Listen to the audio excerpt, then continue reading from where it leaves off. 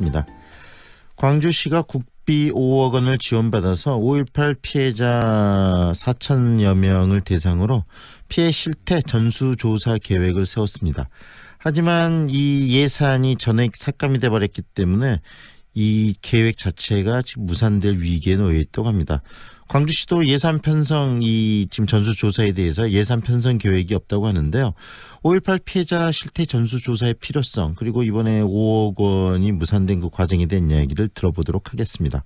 전남대학교 5.18 연구소 김희성 교수 만나봅니다. 안녕하세요, 교수님. 네, 안녕하세요. 김희성입니다. 네, 지금 5.18 40주년 이 프로젝트들이 추진 중인데 이 5.18 관련해 국비 예산, 내년 예산들 어느 정도 지금 현재 확보가 돼 있습니까? 내년 이제 5.18 40주년입니다. 그러면서 강주시에서는 126억 원에 관련된 예산이 필요할 거라고 보고, 이제 정부 측에는 이제 99억을 요구했고요. 네. 네, 정부 예산에 이제 최초 반영은 25억이 반영됐다가 국회에서 이제 40억을 증액을 해줬죠. 그래서 총액으로는 이제 65억이 예년에 비해서 훨씬 늘어난 금액으로 내년 또 예산안으로 잡혀 있습니다. 네, 이 65억 어떤 부분에 쓰이는 것으로 지금 알려지고 있습니까? 지금 현재 이제 알려진 바로는 40주년 이제 기념사업 추진비로 10억, 그다음에 네. 민주인권평화 근현대사 120주년 전시에 관련해서 5억, 그다음에 인권도시 포럼을 이제 10월에 했는데 내년 40주년이기 때문에 세계 인권도시 포럼을 5월에 국제적 행사로 개최하겠다라는 이제 요청을 해서 5억 원이 배정된 것 같고요. 그다음에 베니스 비엔날레에서 5.18 특별 전시에 5억. 그래서 전시나 그다음에 내년 이제 40주년 기념행사 비용으로 대부분 이제 예산 배정이 돼 있는 것 같습니다. 지금 뭐 전시 또 뭐 기념행사 중심이라고 말씀하셨는데 굉장히 중요한 게 이 5.18 피해자 실태를 조사하는 부분 굉장히 중요하지 않습니까? 네, 그렇죠. 그런데 그 부분에 대한 예산은 전액이 누락이 됐다면서요? 이번 이제 국회 예산 심의 과정에서 5억에 신청을 했고 신청됐던 부분들이 이제 전체 누락이 된 거죠. 네.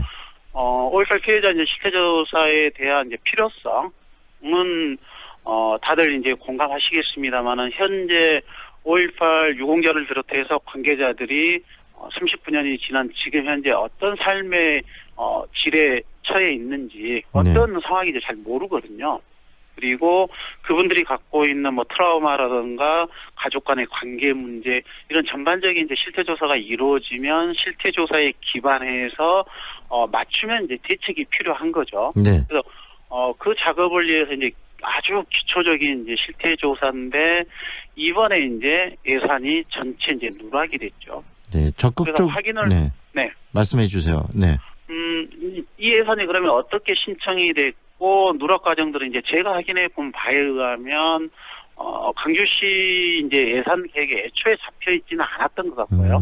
그래서 이제 지역 국회의원인 송갑수 의원이 이제 예결위 이원이었기 때문에 네. 이런 예산을 좀 요청하는 게 좋지 않겠냐라고 해서 강주시에서 예산을 올렸는데 이게 이제 예산이 중앙정부 예산으로 잡히면 중앙부처의 소감 이제 기관이 누군가가 결정이 돼야 되는데 이 과정에서 행정안전부로 갈 건지 그다음에 이제 보훈처로 갈 건지 그래서 기재부하고 협의하는 과정들 속에서 서로 좀 미루는 과정들 이게 좀 있었던 것 같습니다. 그리고 강주시에서도 적극적으로 요청하지는 않았던 것 같고요. 그래서 아쉽게도 이제 전체 누락이 된 거죠. 그 부분이 참 아쉽네요. 왜냐하면 행사들을 크게 또 화려하게 또 많은 사람들에게 알리는 행사를 치르는 것도 중요하지만 가장 본질은 5.18 민주화 운동의 피해자 또 당사자들이 어떤 삶을 살고 있고 그분들을 위해 어떤 구체적인 대안과 대책을 만들어야 되는지에 대한 기초 자료를 만드는 그 과정은 정말 중요한 것인데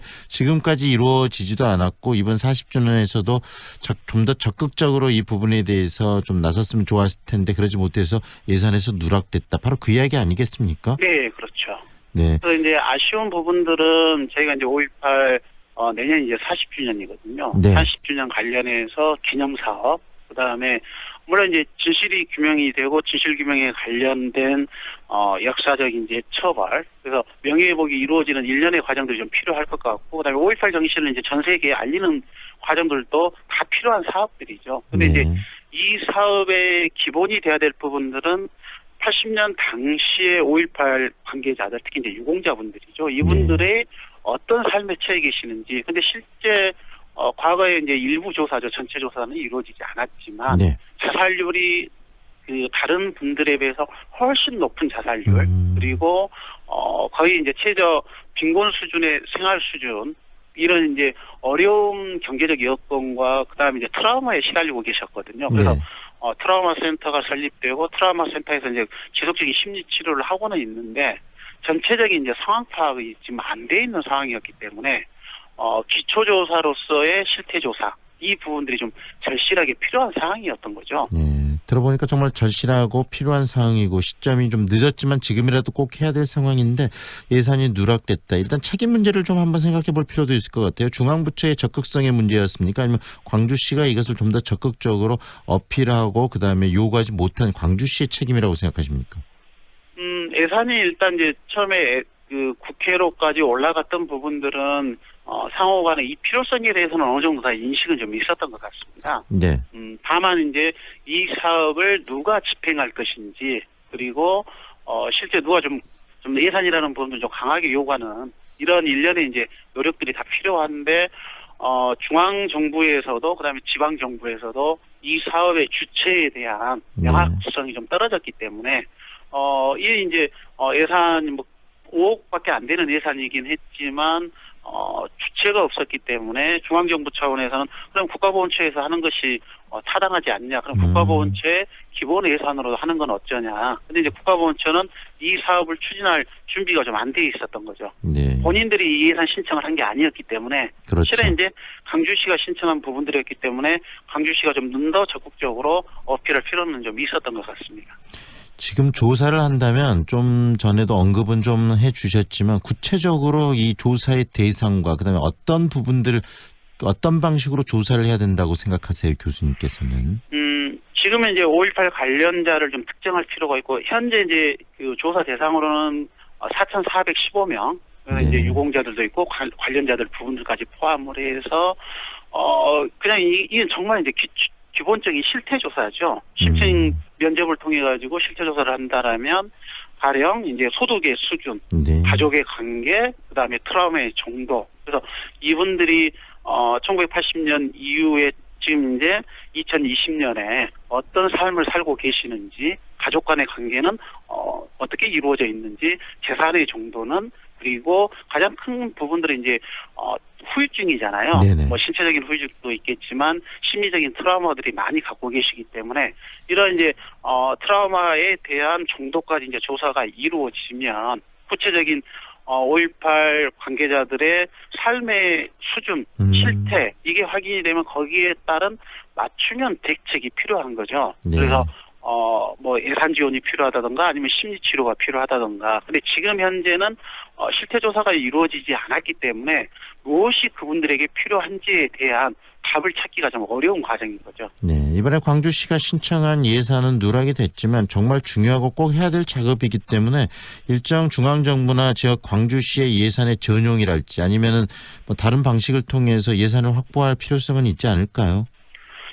이제 그 중앙정부를 설득하는 과정들 속에서 4,415명의 이제 조사의 어려움도 존재하는 건 사실이거든요. 네. 그러면 이제 중앙정부를 설득하는 방식은 4,315명 전체가 아니라 그럼 일부라도 실태조사를 해서 이 실태조사가 얼마나 유의미한 결과가 나오고 나중에 이제 5.18 유공자들에 대한 정책을 마련하는데 이 정말 필요하다. 이걸 이제 설득할 수 있는 방법으로는 4,415명에 대한 전체 예산이 이제 5억이었다라면 네. 소규모 샘플 조사라도 이루어져서 그 결과를 가지고 중앙정부를 설득하든가 강주시도 좀 더 적극적으로 이 사업이 필요하구나라는 필요성을 좀 인식할 필요는 있을 것 같습니다. 네. 그리고 또 이것이 전수조사로 확대될 수 있도록 지속적으로 노력도 필요하고요. 네, 그렇죠. 네, 앞으로 그 부분에 대해서도 관심을 좀 저희가 가져야 되겠다는 생각이 듭니다. 그리고요, 그 교수님, 최근에 이 전두환 씨 12.12 오찬 문제 가지고 굉장히 시끄러운데 이렇게 이 5.18의 가해자들이 지속적으로 우리 사회에서 떳떳하게 생활하고 이러는 모습들을 보면서 이 피해자들의 트라우마는 더 확대될 거라는 생각도 들고 여러 가지 그런 생각이 듭니다. 교수님은 어떻게 보세요, 그 부분은? 이제 저희들 진짜 이제 트라우마 센터 쪽에도 관여를 하고 있는데 우리 5.18 유공자분들이 언제 많이 상처를 입으시냐면 이게 심리치료를 잘 이루어졌더라도 뭐 전두환을 비롯해서 가해자들이 저렇게 아주 당당하게 네. 이제 5.18을 애곡하고 폄훼하는 거죠. 그럼 다시 이제 상처를 받으시고 심연의 이제 마음속 깊은 곳에 있는 상처 그다음에 트라우마를 다시 각인시켜주기 때문에 실은 이제 진상규명을 통해서 이 가해자들에 대한 엄정한 좀 처벌이 필요한 거죠. 네. 그리고 사회적 정의가 이루어졌을 때 그분들이 갖고 있는 트라우마는 이제 치료될 수 있다. 저는 이제 이렇게 보기 때문에 어제 이제 전두환 재판이 있었습니다만 네. 아주 당당하게 이들은 헬기 사기가 없었다라고 지금도 주장하고 있거든요. 네. 그리고 이제 그걸 저희 5.18 유가족들이 와서 보시고 이제 억장이 무너지시는 거죠. 그런 부분에 대해서 좀 제대로 된 이 공정한 사회의 정의를 세우는 우리 사회의 노력도 더불어서 더 필요하다는 말씀이신 거죠?